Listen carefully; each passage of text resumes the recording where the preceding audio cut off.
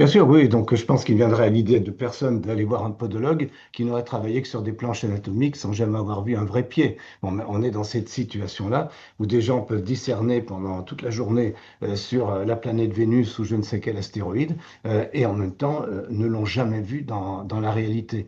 Le problème de fond dans cette affaire, c'est que l'astrologie n'est pas qu'une question de règles à appliquer. Il faut les règles, bien sûr.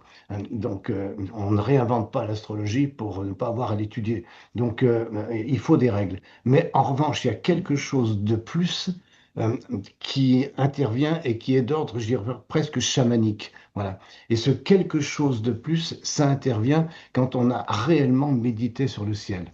C'est-à-dire que si on veut faire de l'astrologie vérifiable, c'est-à-dire concrète, hein, où les gens puissent dire oui ou non après, pas du voilà, vous vous sentez parfois pas très bien dans votre peau, bon, ok, d'accord. Bon, non, non, mais vraiment du concret, du vérifiable, de l'efficace, il faut deux choses, il faut la technique et il faut ce quelque chose en plus. Quand un violoniste joue divinement bien, c'est que, un, il a maîtrisé la technique de son instrument. Il suffit pas de dire c'est purement intuitif, parce que dans ce cas-là, il joue pas divinement bien. Il faut avoir maîtrisé la technique de l'instrument et d'un autre côté, il joue divinement bien quand il sait oublier lui-même, c'est-à-dire quand il est dans un état particulier.